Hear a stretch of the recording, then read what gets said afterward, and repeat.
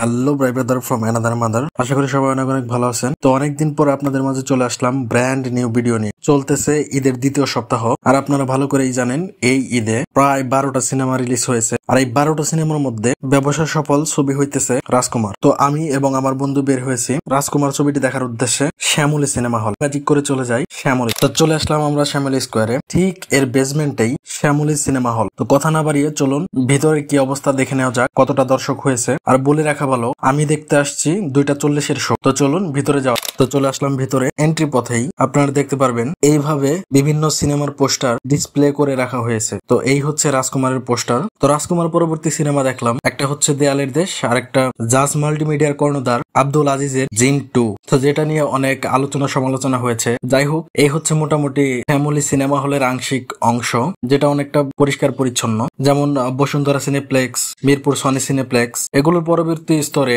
Shyamoli cinema hall অনেকটা ভালো। যাই হোক, এই হচ্ছে টিকিট কাউন্টার। এখানে টিকিটের দাম তুলনামূলক অনেক কম। দুপুর 2:40 শো দেখতে আসছি, দর্শক একদম নেই বললেই চলে। তবে এখানে যেহেতু অনলাইনেও টিকিট সেল দেওয়া হয়, তাই আগেই বলা যাচ্ছে না যে এই শোতে কিরকম দর্শক হতে পারে। যাই হোক, আমি আর আমার বন্ধু যেহেতু চলেই আসছি, তাই ডিলাক্সে 2টা টিকিট কিনে ফেলি। আর এখানে ডিলাক্সে টিকিট মূল্য 250 এবং প্রিমিয়াম 350। তো চলেন সরাসরি হলের ভিতরে গিয়ে দেখা হচ্ছে। তো এই হচ্ছে শ্যামলী সিনেমা হলের ভিতরের পরিবেশটা, যেটা প্রায় আপনাকে কিছুটা সিনেপ্লেক্সের ফিল দিবে। তো এখন শো শুরু হয়ে যাবে, তাই আপনাদের সাথে দেখা হচ্ছে সম্পূর্ণ মুভিটা শেষ করে।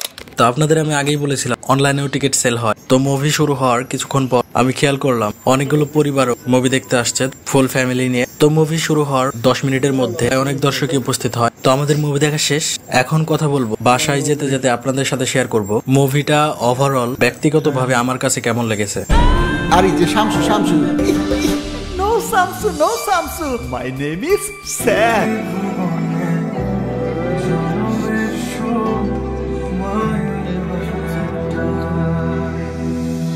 প্রথমেই বলতে হয় ছবিটির লোকেশন, ভিডিও কোয়ালিটি এবং কালার গ্রেডিং সবকিছুতেই ছিল নতুনত্বের ছোঁয়া। তো এই বিষয়গুলো আমার কাছে অত্যন্ত ভালো লেগেছে। আর অভিনয়, প্রথমে আসি আমাদের মেগাস্টার শাকিব খানের অভিনয়ে। তিনি রাজকুমার ছবিতে আরেকবার প্রমাণ করেছেন আসলেই তিনি কোন লেভেলের অভিনেতা। তবে কিছু কিছু জায়গায় হিমেল আশরাফ শাকিব খানের লোককে ফুটিয়ে তুলতে পারেননি, ক্লিন শেপে অনেকটা খারাপ লাগতেছিল। যাই হোক, এই ছবিতে শাকিব খানের অভিনয়ে আমি 10-এ 8 দেব। এরপর আহমেদ শহীদ, যত সব বাটপার।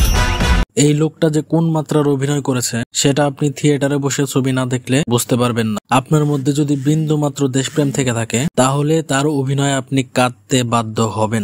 গ্রামে ক্ষেতের মধ্যে মাটি হাতে নিয়ে হাতে মুখে এবং সারা শরীরে মাখিয়ে যে গড়াগড়ি এবং ব্যাকগ্রাউন্ড মিউজিক সবকিছু মিলিয়ে চমৎকার ভাবে ফুটিয়ে তুলেছেন, আপনি দেখলে কাঁদতে বাধ্য হবেন। যাই হোক, মুভিটি আমার কাছে ওভারঅল অনেক ভালোই লেগেছে। আর যদি বলেন 10-এ কত দেব, তাহলে আমি বলবো 10-এ এই মুভিকে আমি 9 দেব। ছবিটা সম্পূর্ণ ছিল একটি ফ্যামিলি ড্রামা। যাই হোক, আজকের ভিডিও এই পর্যন্তই। দেখা হচ্ছে অন্য কোনো ভিডিওতে, অন্য কোনো জায়গায়। ক্যামেরা অন করে টাটা, বাই বাই। খুঁজে পেয়ে